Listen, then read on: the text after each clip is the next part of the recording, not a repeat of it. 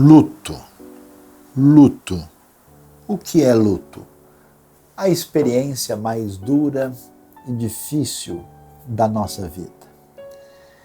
Na verdade, a gente caminha pela nossa trajetória sempre imaginando todos os sonhos que nós temos para a vida, para a família, para os planos próximos, para o desfrutar com os amigos, e grande parte das pessoas não imagina na importância de pensar na vida depois da vida.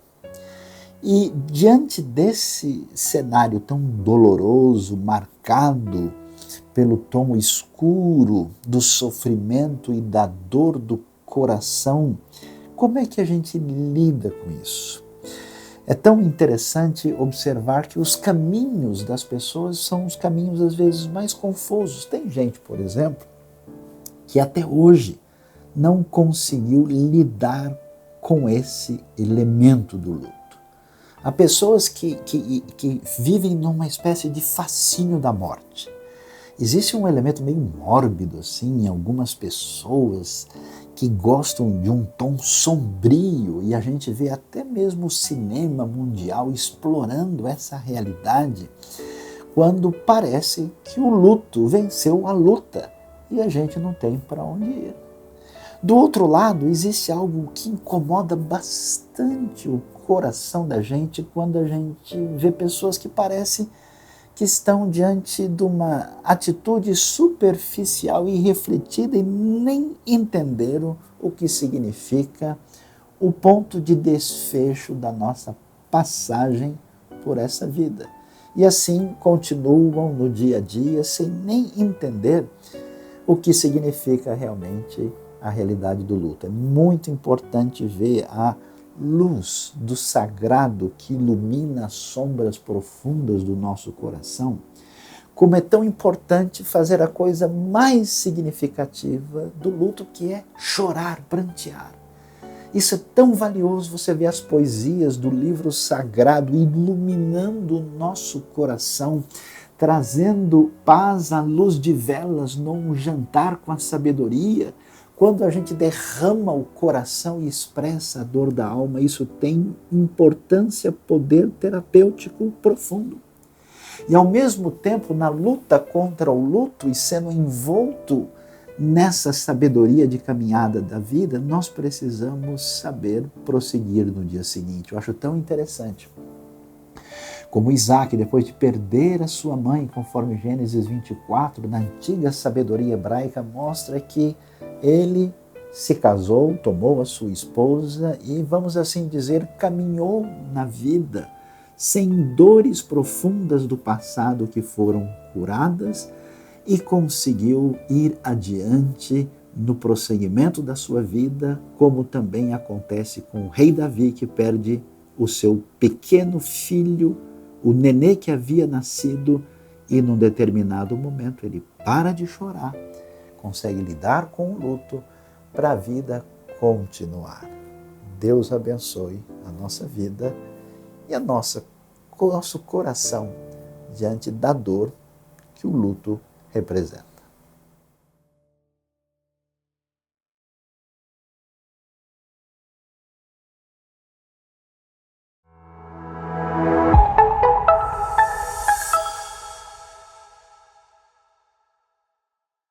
Seja muito bem-vindo a mais uma celebração da IBNU. Aqui nós nos encontramos todos os domingos às 9h30 para louvarmos ao Senhor, ouvirmos uma porção da sua palavra, também aprender o que a IBNU tem feito aqui em São Paulo, no Brasil e em vários lugares do mundo. Então, acompanhe com a gente a nossa celebração, curta também esse canal, compartilhe, se inscreva caso você ainda não seja inscrito e vamos louvar ao Senhor juntos.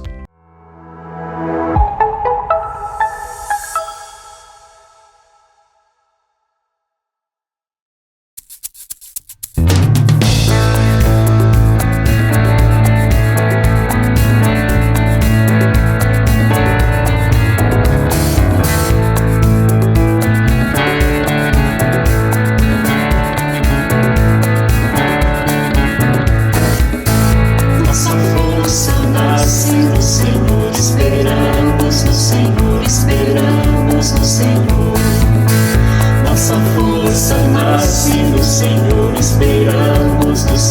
esperamos no Senhor. Ó Deus, tu reinas sempre,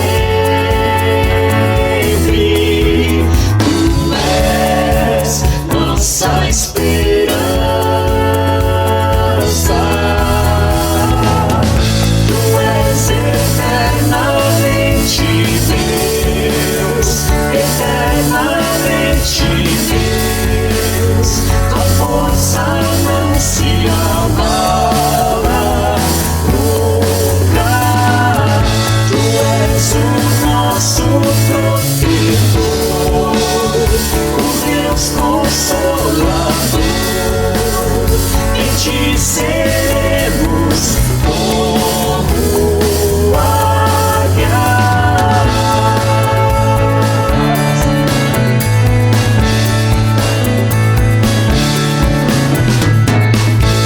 Nossa força nasce no Senhor, esperamos no Senhor, esperamos no Senhor. Nossa força nasce no Senhor, esperamos no Senhor, esperamos no Senhor. Ó Deus, tu reinas sempre, tu és nossa esperança. Tu és eternamente Deus, eternamente Deus. Tua força não se abala nunca. Tu és o nosso protetor, o Deus Consolador. Em ti seremos como águias. Tu és eternamente Deus, eternamente Deus. Tua força não se abala nunca. Tu és o nosso protetor, o Deus Consolador.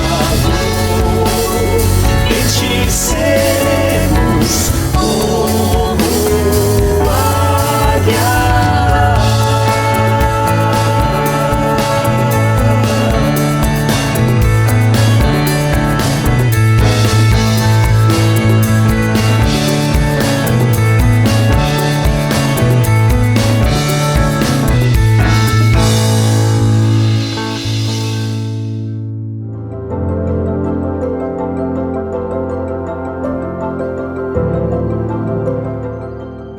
E nesse momento de gratidão, eu quero agradecer a Deus por esse ano. 2024 foi um ano de bastante turbulência, mas também de muita gratidão, de sentir a presença de Deus nas nossas vidas a cada momento. Apesar de toda a tempestade que possa ter acontecido, Deus nos carregou e nos mostrou seu amor em cada detalhe, cada coisinha, em cada decisão das nossas vidas.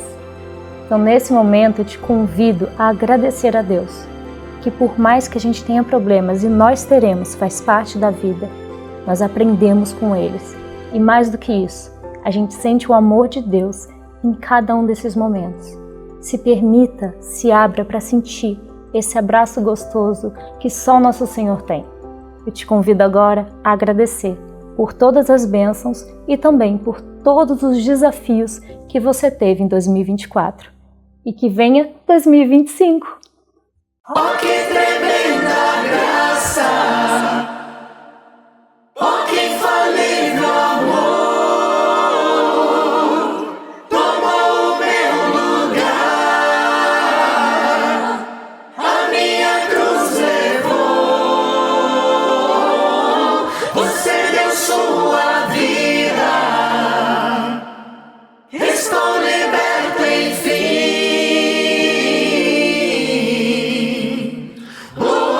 Jesus, eu canto pelo que fez por mim.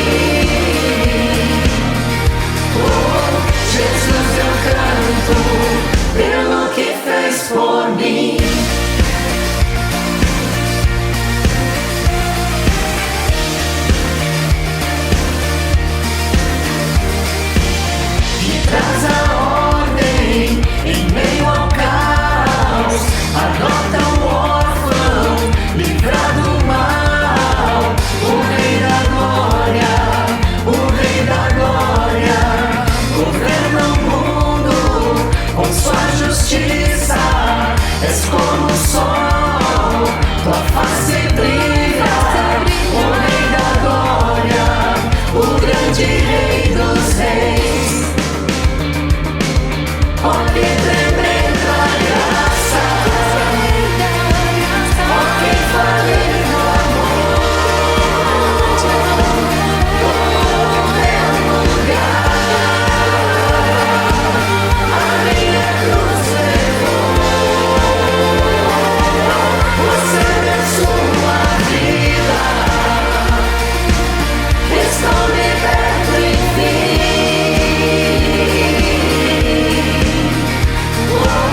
Jesus, eu canto pelo que fez por mim. Digno é o Cordeiro de Deus, digno é o Rei que a morte venceu, digno é o Cordeiro de Deus, digno é o Rei que a morte venceu. Digno é o Cordeiro de Deus, digno é o Rei que a morte venceu, digno é o Cordeiro de Deus, digno é o Rei, oh que tremenda graça, oh que falido amor, tomou o meu lugar.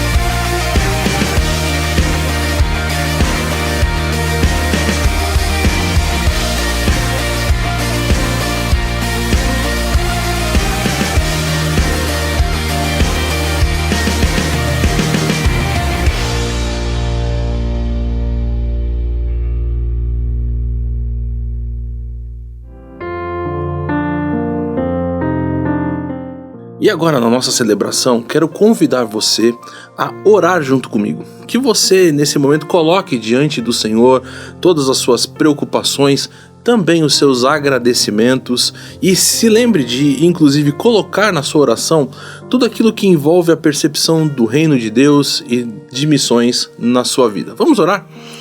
Senhor, muito obrigado porque nós temos o Senhor como nosso Deus e Pai. Muito obrigado porque temos esse acesso tão gostoso a estar na Tua presença.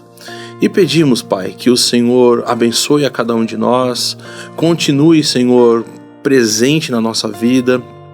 De repente, se alguém que está acompanhando a nossa celebração hoje tem passado por dificuldades, e essas dificuldades até mesmo têm tirado a percepção de como o Senhor é um Deus tão presente na vida delas, que o Senhor se manifeste, que o Senhor derrame cura, que o Senhor derrame, Senhor, da sua graça e do seu amor no coração de cada um de nós.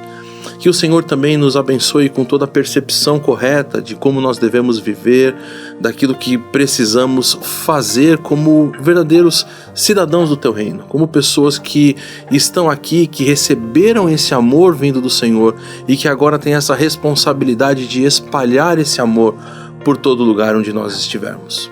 Que o Senhor nos dê uma semana abençoada, uma vida abençoada. É o que eu te oro em nome de Jesus. Amém.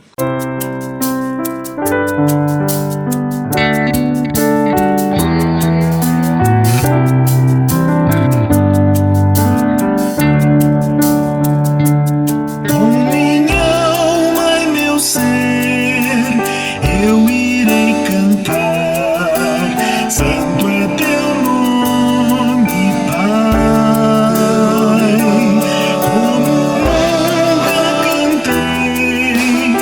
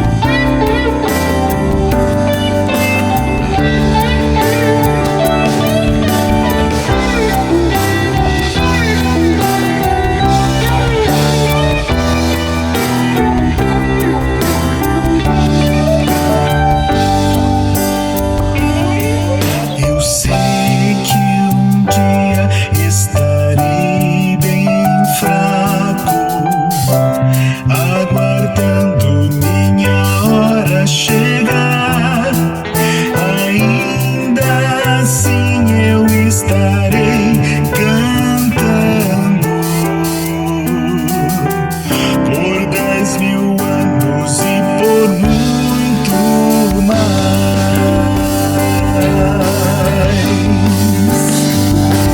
Com minha alma e meu ser eu irei cantar, santo é teu nome, Pai. Como nunca cantei, vou louvar, santo é teu nome, Pai.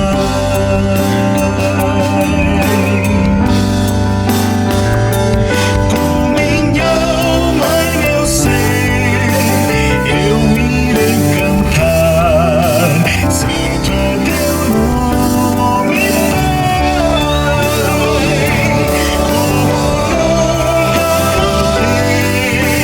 Vou louvar, santo é teu nome, Pai.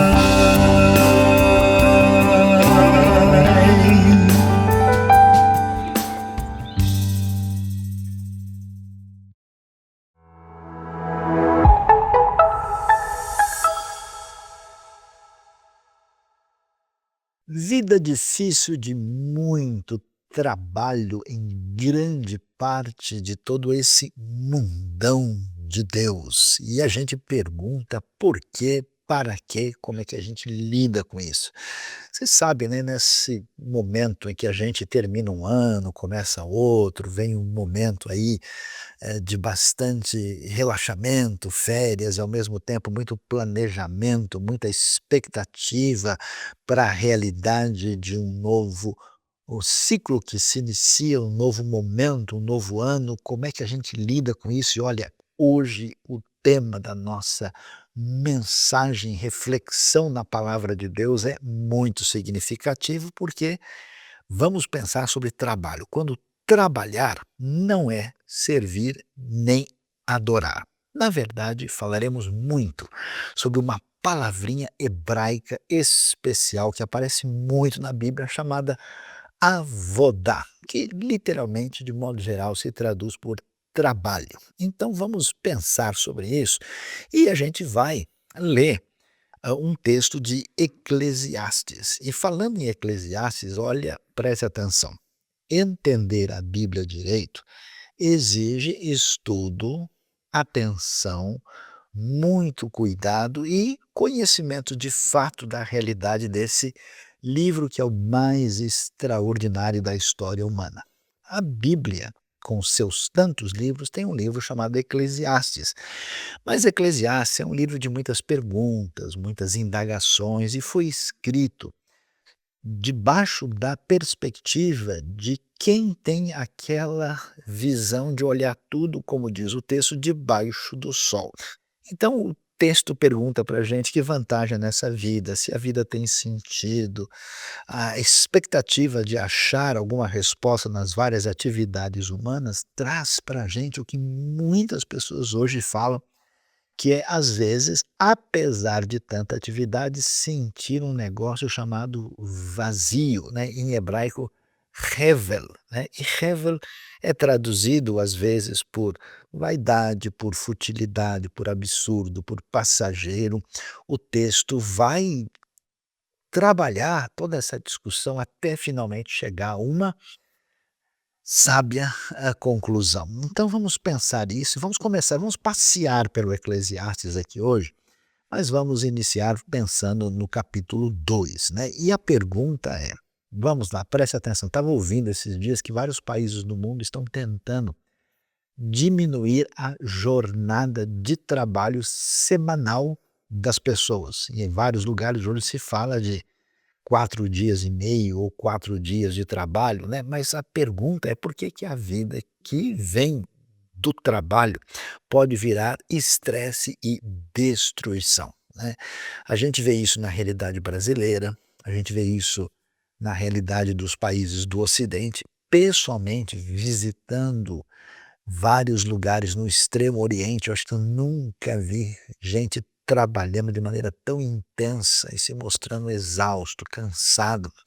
uma cultura assim que valoriza muito, né, a realidade social, valoriza muito a produtividade, às vezes até mesmo a tentativa de ser perfeito, e com essa ideia que vem da exigência do mercado e da produtividade, ou seja, pessoal, em muitos ambientes o trabalho virou uma loucura. Pois é, olha só, é por isso que acho que quando a gente lê a Bíblia direito e presta atenção no texto e consegue ligar a sabedoria antiga que vem, né, desse conhecimento revelado, com as necessidades de hoje, é muita coisa especial. Então, em Eclesiastes 2:20, a gente vai ver lá o texto falando do trabalho que mata. Quer ver? Ó, parece que foi escrito hoje. Dá uma olhada no que o texto diz. Cheguei ao ponto de me despertar Cheguei ao ponto de me desesperar por todo o trabalho no qual tanto me esforcei debaixo do sol. Pois um homem pode realizar o seu trabalho com sabedoria, conhecimento e habilidade, mas terá que deixar tudo que possui como herança para alguém que não se esforçou por aquilo. Isso também é um absurdo e uma grande injustiça. Que proveito tem um homem de todo o esforço, de toda a ansiedade em que trabalha debaixo do sol? Durante toda a sua vida, seu trabalho é pura dor e tristeza, mesmo à noite a sua mente não descansa. Isso também é um absurdo. Olha que coisa impressionante, você viu isso? O sujeito trabalha, trabalha, trabalha, e a pergunta é: para quê? Então, tanta gente, eu conheço várias histórias, em alguns casos até conheci pessoalmente, gente que nunca pareceu poder desfrutar nada na vida, fez todo um esforço, acumulou uma série de coisas e de repente a pessoa vem a falecer e tudo que ele construiu, alguém lá vai ficar com o resultado do seu trabalho. Eu ouvi até de pessoas que vêm a falecer e que não tem nem ninguém para ficar, e isso acaba sendo doado para o Estado, para alguma instituição, porque todo o resultado das suas fadigas, do seu cansaço, não virou absolutamente nada. Por isso Eclesiastes vai dizer: "Nossa, isso é literalmente, isso é loucura, isso é um absurdo", né, e as pessoas se cansam. Mas olha que coisa interessante, a pergunta é: como é a trajetória de uma pessoa, inclusive desde os tempos antigos até hoje?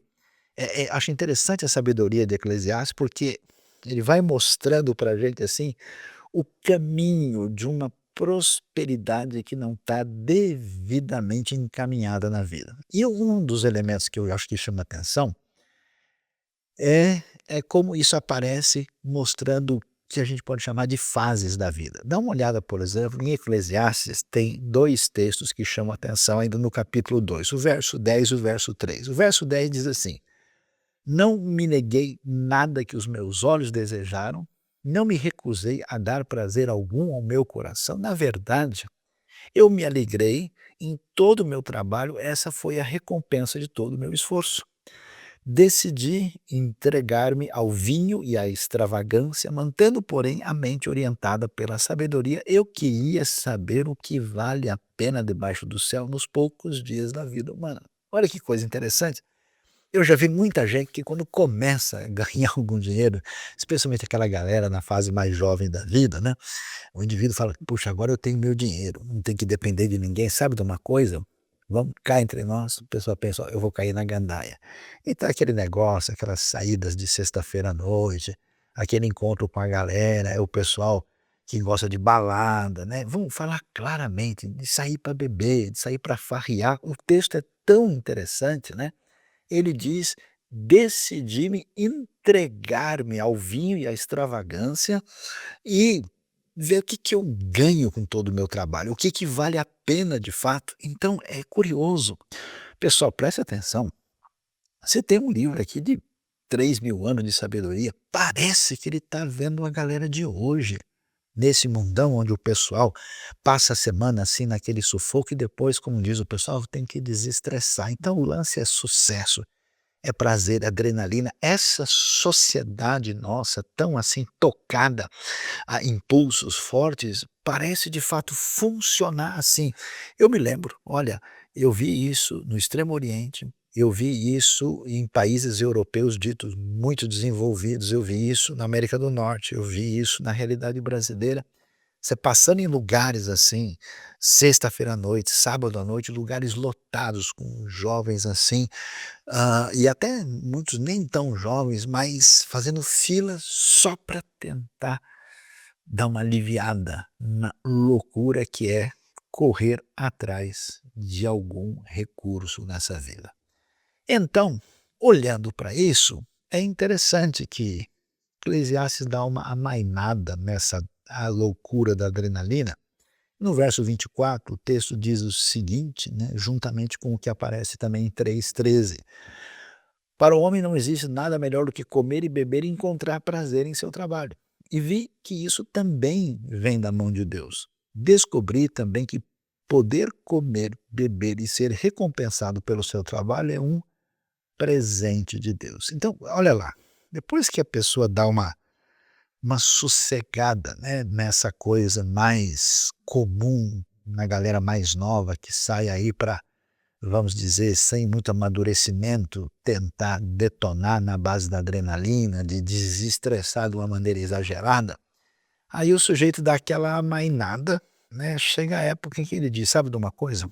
Estou com um emprego bom, estou ganhando um certo valor, eu consigo equilibrar. Então, o que eu tenho na minha vida, do resultado do meu trabalho, é algo que dá pelo menos para a gente tentar viver a vida com satisfação. E aí que surge, né, família, a alegria, a celebração desse sucesso. Eu acho interessante a maneira como ele diz, né, poder comer, beber e ser recompensado pelo seu trabalho é um presente de Deus.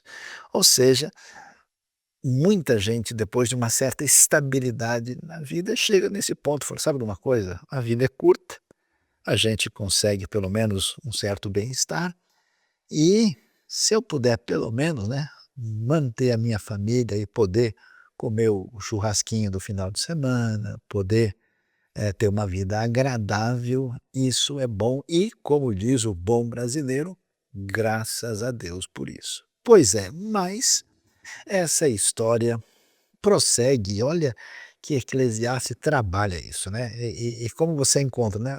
Muita gente, pelo menos a maior parte das pessoas que eu encontro, e aí fulano, e aí, tudo bem, Zé? Tudo bom, Maria? Como é que tá? Tudo bem? Tô bem, graças a Deus. Essa frase, ela evoca essa discussão do Eclesiastes. Olha só o que diz o texto no capítulo 5, verso 19 e também no 9:9. E quando Deus concede riquezas e bens a alguém e o capacita a desfrutá-los, a aceitar a sua sorte e a ser feliz em seu trabalho, isso é um presente de Deus. E capítulo 9, né, que mostra talvez assim uma figura ideal que quase dá um quadro aqui, desfrute a vida com a mulher a quem você ama todos os dias desta vida sem sentido que Deus dá a você debaixo do sol. Todos os seus dias sem sentido, pois essa é a sua recompensa na vida pelo seu trabalho árduo debaixo do sol.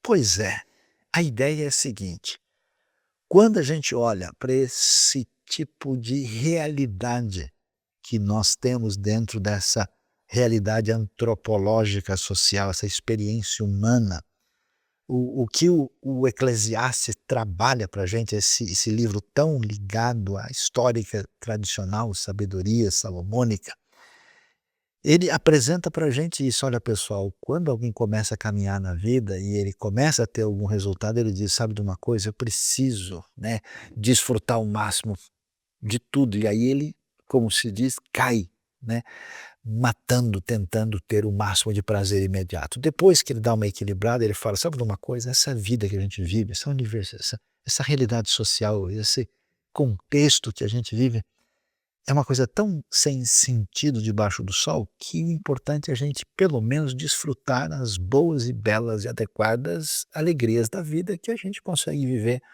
entre família, amigos e pessoas próximas, tentando viver em paz e amor.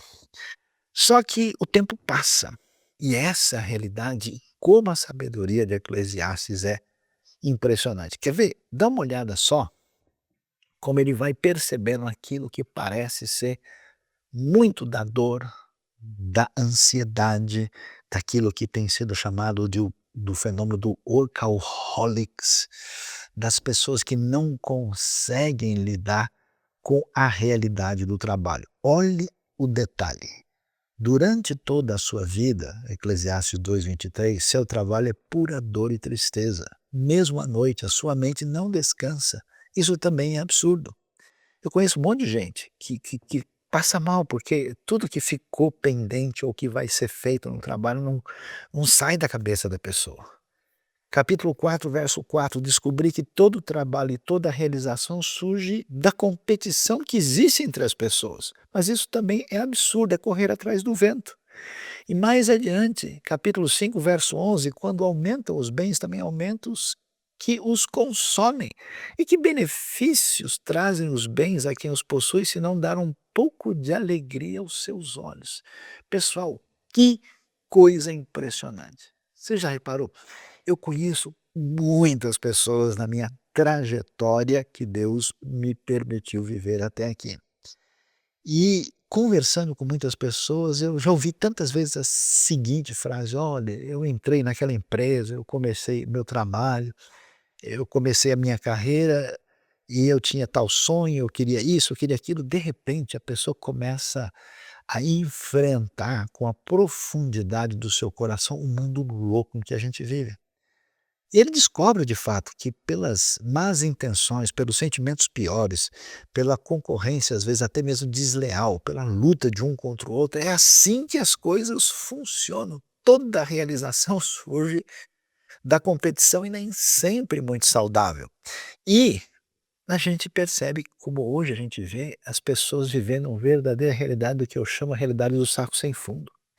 Por que saco sem fundo? Porque o sujeito tem, veja, 1000 itens dentro da sua casa, mas ele ainda está insatisfeito, ele não tem o suficiente. Aí daqui a um ano ele tem 2000 itens e dizem que nos lugares mais ricos do mundo uma família chega a ter 20.000 itens supostamente necessários para ele organizar a sua vida pessoal e familiar. Você imaginou que loucura? A gente virou, né? E existe uma expressão em inglês chamada hoarder, né? O hoarder é o acumulador. Esses dias eu vi uma reportagem na televisão, não acreditei, um indivíduo que vivia dentro de um lugar com centenas de objetos que ele meio que disfuncionalmente acumulava, né? E você já viu isso? Essa síndrome do consumista que hoje nós temos, a pessoa comprou um produto, um eletrônico X, aí ele está super feliz, ele celebra. Daqui uma semana aquilo perdeu o brilho, perdeu o valor, foi suplantado, surgiu um outro modelo. Então, que benefício trazem os bens a quem os possui, se não dar um pouco de alegria aos seus olhos? Ou seja, o mundo do trabalho se torna um mundo contaminado de estresse, de medo, de competição e competição em excesso. Hoje você tem um grande grupo de executivos num nível altíssimo de estresse, que não tem tempo de descansar, que o celular não lhe dá sossego, que desde manhã até tarde da noite estão envolvidos e dominados pelas suas tarefas sem condição mal de respirar e acumulando aquilo que, via de regra, em muitos casos se torna burnout, se torna realmente um descompasso de saúde gravíssimo. Chega um momento, e eu tenho visto pessoas na minha trajetória, pessoas até mesmo ligadas à fé, outros sem nem tanta fé assim, passando por um momento, olhando para trás e diz: será que valeu a pena? Hoje, muitos estudiosos dizem: olha, tem gente na nova geração que não quer essa trajetória, talvez até por ver a geração anterior vivendo os descompassos dessa vida maluca e totalmente complicada. Olha o que Eclesiastes diz para a gente, temos aqui 4 textos. Em 1:3 o texto diz: o que o homem ganha com todo o seu trabalho em que tanto se esforça debaixo do sol? E 2:11 diz: contudo, quando avaliei tudo o que as minhas mãos haviam feito e o trabalho que eu tanto me esforçara para realizar, percebi que tudo foi inútil, literalmente vazio, foi correr atrás do vento. Essa frase é simplesmente fenomenal. Não há qualquer proveito no que se faz debaixo do sol. Capítulo 2, verso 17. Por isso, desprezei a vida, pois o trabalho que se faz debaixo do sol pareceu-me muito pesado. Tudo era inútil, era correr atrás do vento. E finalmente, olha que coisa impressionante, o verso 20. Cheguei ao ponto de me desesperar por todo o trabalho no qual tanto me esforcei debaixo do sol. A grande verdade é essa, né? A gente tem uma grande parte da sociedade assim que clama pelo famoso fim de semana, que se desespera pelas férias, que se desespera por uma licença especial, por um tempo de descanso. Mas a questão não é tanto as férias ou o final de semana, o tempo de descanso, mas é a maneira quase que voraz como a pessoa se entrega a isso numa espécie de tentativa de um remédio cavalar para a sua sensação de vazio, futilidade, frustração, inutilidade daquilo que tem sido a trajetória de muita gente. Eu nunca me esqueço, em um lugar muito próspero do mundo, conversando com uma pessoa que trabalhava intensamente. E essa pessoa um dia vira para mim e diz: olha, eu estou aqui só por conta do dinheiro, mas eu detesto o que eu faço. Eu não vejo a hora de terminar isso para que eu volte para minha cidade natal e eu viva lá uma vida tranquila. Eu nunca me esqueço de duas experiências na minha vida, uma numa ilha do Mediterrâneo, na Grécia, conversando com um indivíduo que fora criado e vivera na Alemanha. Tinha todas as condições, ele tinha inclusive formação excelente, e ele diz: olha, eu não aguento mais viver aquele tipo de vida, eu prefiro estar de uma maneira simples, fazendo um trabalho simples, numa ilha grega do Mediterrâneo, porque não dá para viver mais assim. Ou a triste notícia que eu tive ao viver em Massachusetts e receber a notícia de alguém que estava em 3 empregos, levantando de madrugada no frio para cumprir um emprego, depois na sequência outro e outro à noite, até que a pessoa teve um ataque cardíaco por excesso de trabalho. E a sensação, tudo que eu estou fazendo não parece ter qualquer valor, significado, ter importância nenhuma. Então a pergunta que a gente levanta é: onde está o problema? O que é que nós buscamos no trabalho de verdade? O que está acontecendo?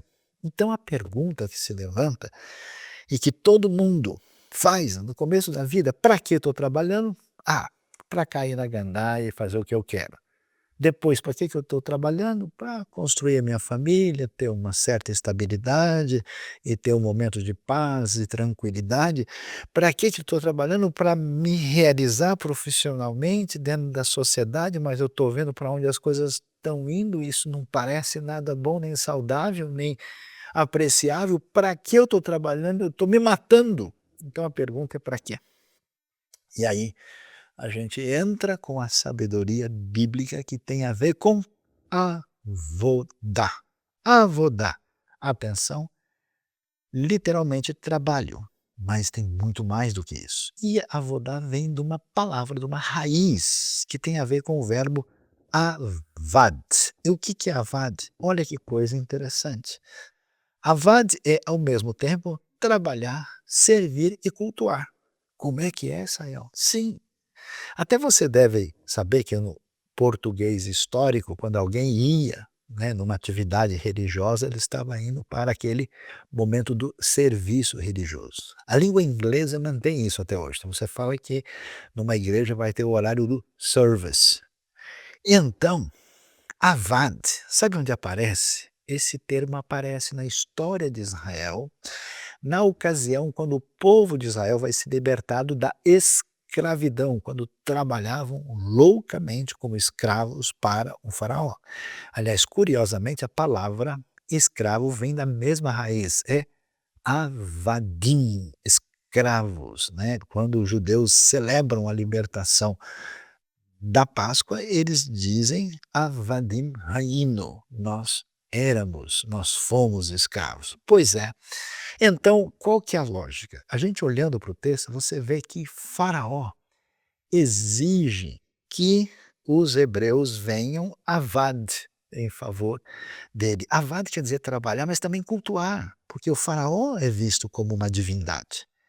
E ao mesmo tempo, Moisés diz ao faraó que Deus quer que o povo vá para o deserto para avad, ou seja, eles vão servir, trabalhar para o Senhor e vão cultuar. Então, a realidade da vida, quando a gente pergunta para que eu trabalho, a gente tem dois caminhos. Ou eu vou avad para o faraó, ou como o hebraico moderno vai dizer, la'avod para o faraó, ou eu vou avad para Deus. Prestar culto é a mesma palavra para trabalhar, servir, tem a ver com avad, tem a ver com avodá. Tanto que é interessante que tem um dos textos assim mais extraordinários assim da Bíblia, muito conhecidos, né, que é o Salmo 100. O Salmo 100, né, na versão mais histórica, diz: celebrai com júbilo ao Senhor todos os moradores da terra. Né? E na tradução de Avad mais adequada, nesse contexto, é prestem culto ao Senhor com alegria. Né?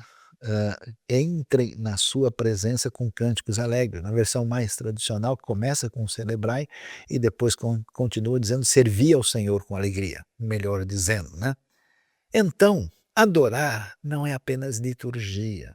No texto bíblico, adorar é servir, a mesma palavra para trabalhar que envolve aí avad e avodá. Então, preste atenção, como seres humanos, como criados por Deus nesse universo, nesse mundo do Senhor, nós sempre vamos ter que la'avod. Nós vamos sempre avad.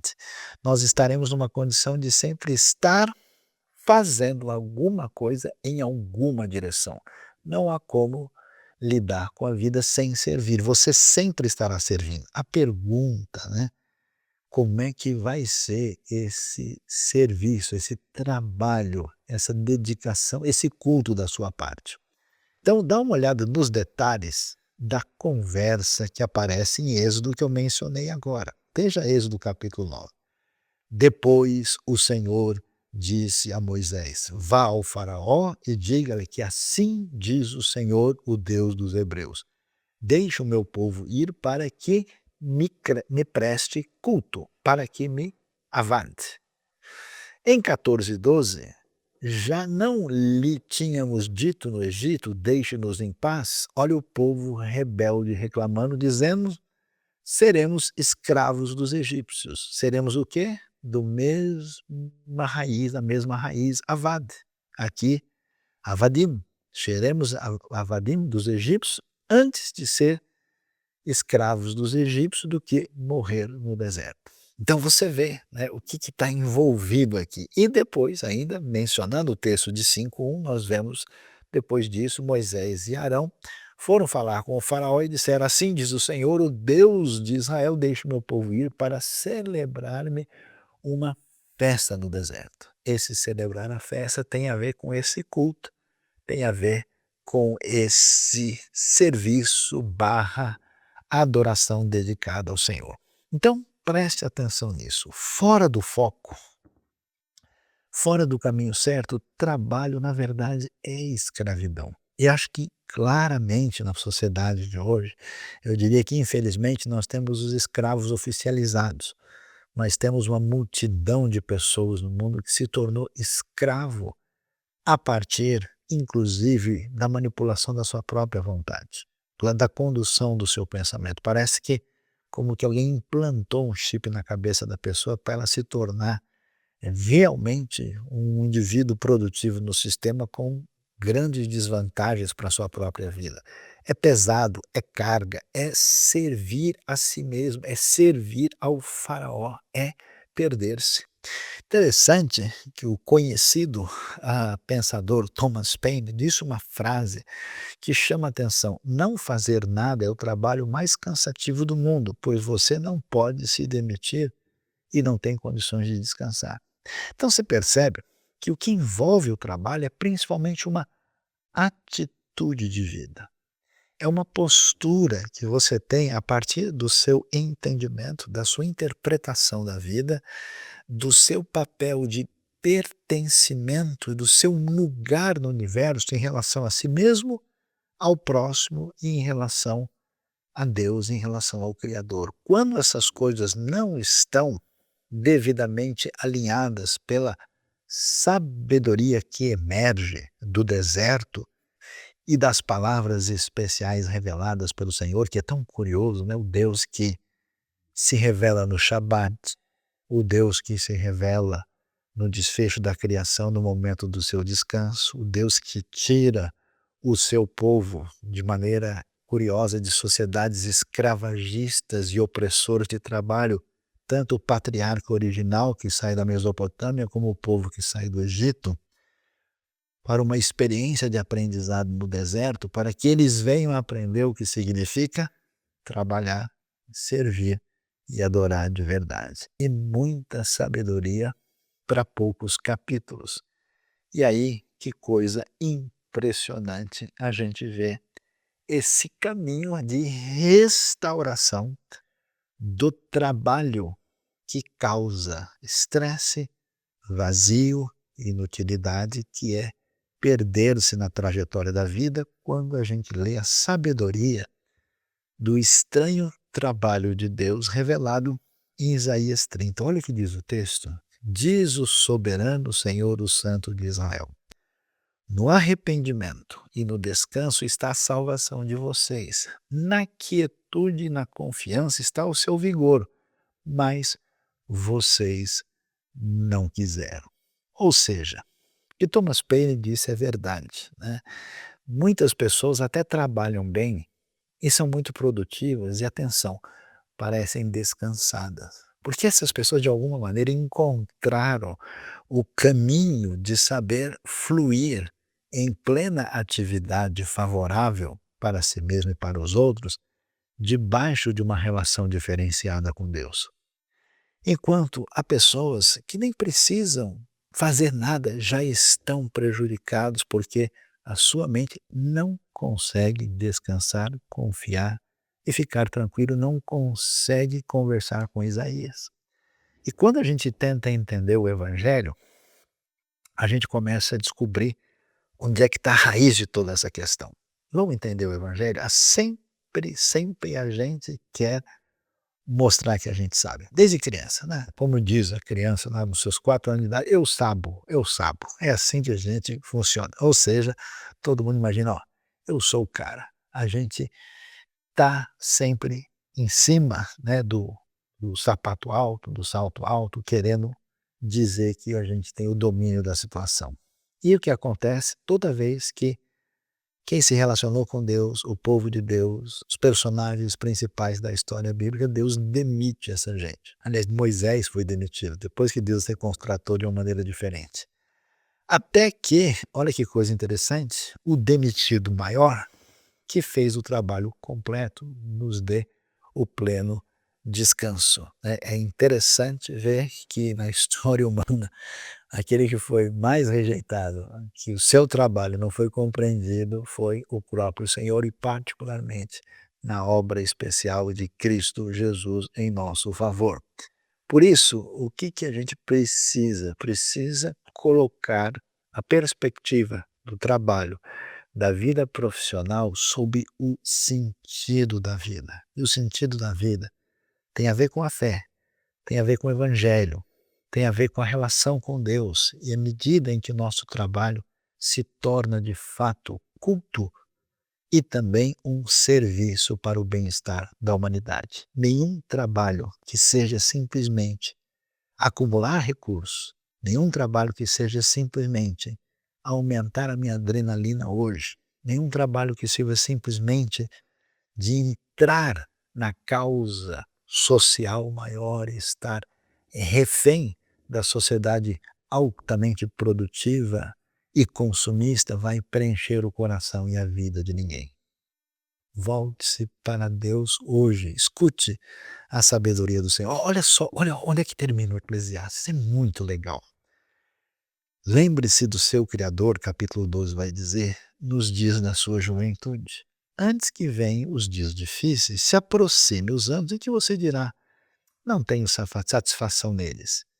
E ele termina no verso 13 dizendo, agora que já se ouviu tudo, aqui está a conclusão. Tema a Deus e obedeça aos seus mandamentos, porque isso é o essencial para o homem. Interessante que o texto original diz que esse é o cor, esse é o todo do homem. Ou seja, quando você teme a Deus, quer dizer, você adora a Deus na dimensão da compreensão da sua magnitude e grandiosidade, e a sua relação com Ele entra em sintonia, e você aprende os princípios sábios, as diretrizes que Deus nos deu, aí sim você vai ter condição de lidar com todas aquelas perguntas e dores que desde a juventude até a época da maturidade maior a gente tem com relação à nossa formação, à nossa profissão, à nossa atividade que envolve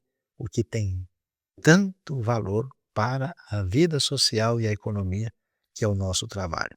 E aí, para a gente poder entender como é que isso é tão importante, a gente é convidado aqui hoje, né, nesse momento que a gente está refletindo como é que vai ser nesse novo ano, nesse novo ciclo, nesse novo momento de vida, a gente vai ver o que Deus fez com o nosso amigo, grande trabalhador, adorador, que andou servindo o faraó um tempo, depois saiu fora, foi servir ao Senhor, passou um aperto, Moisés. Moisés era o cara. Moisés teria passado na USP, teria passado na Sorbonne, em Oxford, em Cambridge, em Heidelberg, em Harvard, em qualquer lugar, em Tóquio, em Xangai.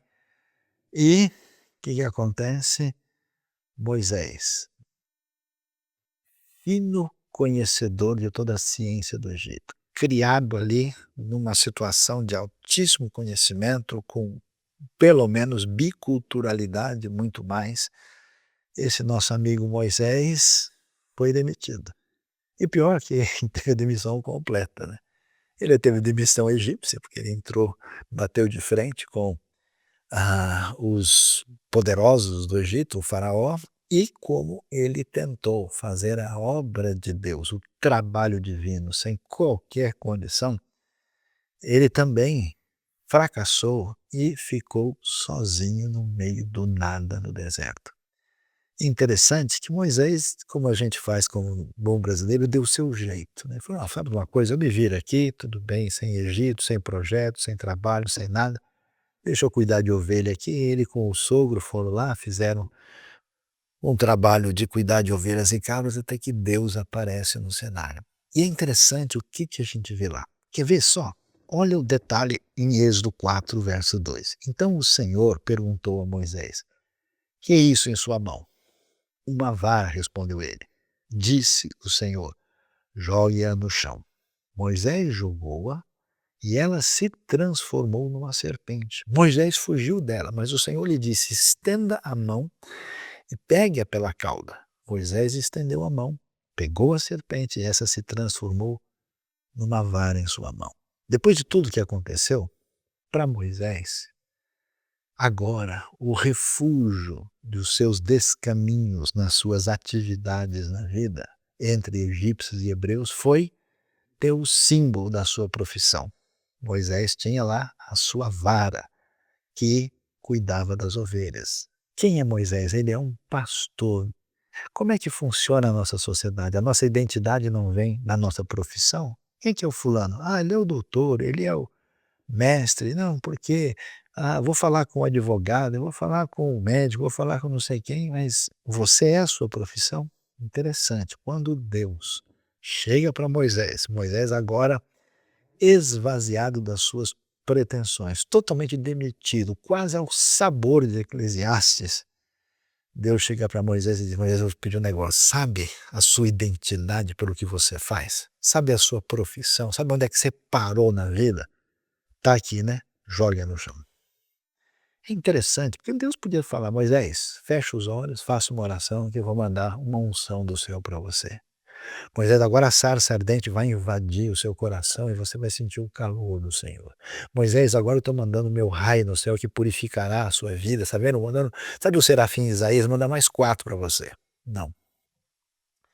Deus diz para Moisés, jogue no chão aquilo que é a referência onde está construída agora a sua identidade. Jogue fora a sua profissão, Moisés. E Moisés joga.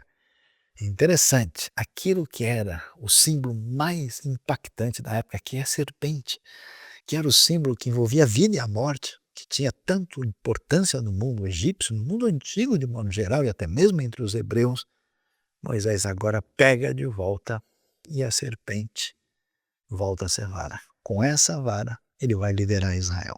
É com essa vara que ele vai abrir o Mar Vermelho. Essa vara é a razão de Moisés se tornar o que ele se tornou na história. É impressionante. Quando a gente entende que a nossa identidade não pode ser construída nos caminhos complicados, perdidos, equivocados, que supostamente nos atribuem verdadeira identidade na ordem social, e a gente entrega isso a Deus, então Deus pega a nossa vida, não importa. Eu acho curioso que a vara continuará sendo vara, mas dessa vez é vara depois da experiência. Então, entregue o seu trabalho a Deus hoje e entregue ao Senhor, porque Ele sim vai abençoar a sua vida, a sua identidade, a identidade que está em Deus. Então, encerramos nossa reflexão dizendo: prestem culto, sirvam, trabalhem para o Senhor com alegria. Entre na sua presença com cânticos alegres. Hoje é a hora do avodá, quando trabalhar, sim, agora sim. Trabalhar agora é servir, é adorar. Deus abençoe a sua vida, o trabalho das suas mãos e a sua caminhada com o Senhor, da nossa mente, da nossa atividade e do nosso coração. Amém.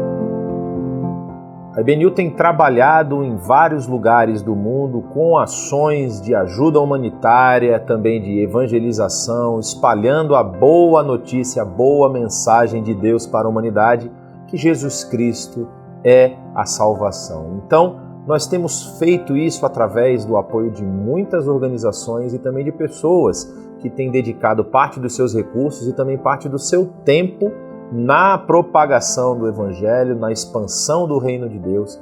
E nós aqui, como uma igreja que se preocupa com as pessoas que se achegam até nós, queremos continuar fazendo isso, convidando você a participar desses projetos e dessas ações. Então, se você quiser participar, você pode contribuir aqui na IBNU através do Pix, através também do cartão, lá através do nosso site ibnu.com.br e auxiliar a IBNU na divulgação do Evangelho, na execução desses projetos e no apoio a causas humanitárias em qualquer lugar que Deus nos orientar. Deus tem abençoado a IBNU, nós tivemos uma grande reforma no nosso espaço, temos utilizado esse espaço para atender a nossa comunidade de fé aqui na cidade de São Paulo e também aberto o espaço para pessoas que não têm nada a ver com o Evangelho conhecerem um pouco de como funciona, também utilizarem o espaço e nós, graças a Deus, Deus tem trazido pessoas que têm sido abençoadas e tocadas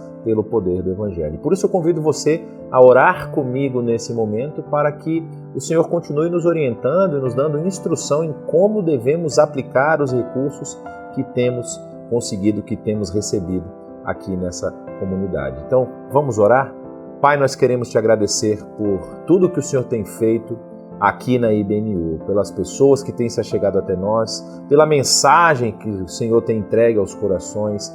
Ó Pai, te pedimos também que esses relacionamentos sejam relacionamentos frutíferos, pessoas que possam se apoiar nos momentos de dificuldade, possam ser ensináveis e também capacitadas para ensinar outras pessoas, para que através da vida dos membros e das pessoas que se achegam ao IBNU, nós possamos impactar a cidade de São Paulo, também o Brasil e em todos os lugares do mundo onde o Senhor nos levar. Mas te pedimos agora também, ó Pai, em especial pelos recursos financeiros que são depositados aqui, que o Senhor nos dê clareza de entendimento e sabedoria na aplicação desses recursos para abençoar o maior número de vidas possível, aonde o Senhor apontar, que a gente consiga entrar, que a gente consiga fazer a diferença, não pela nossa força, não pela nossa capacidade, mas sim pela ação maravilhosa e milagrosa do Teu Espírito em nossas vidas. Te pedimos também pelas famílias, ó Pai, que talvez estão passando por alguma situação de dificuldade financeira,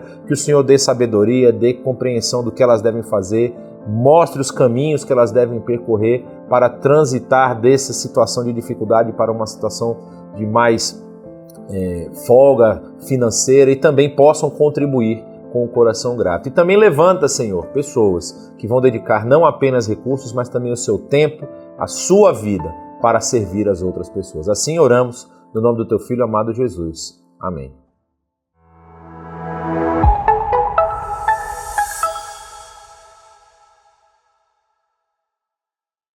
Muito obrigada por estar junto com a gente. É sempre muito bom poder terminar essa celebração juntos. E acompanhem a gente durante a semana. Ative o sininho, se inscreva no canal, acompanhe as outras redes sociais, no Instagram, Facebook. Compartilhe esse link com todas as pessoas que você conhece e continue junto com a gente. Até semana que vem.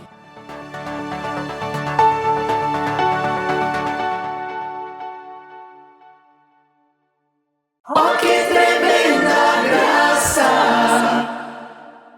Oh, que infalível amor!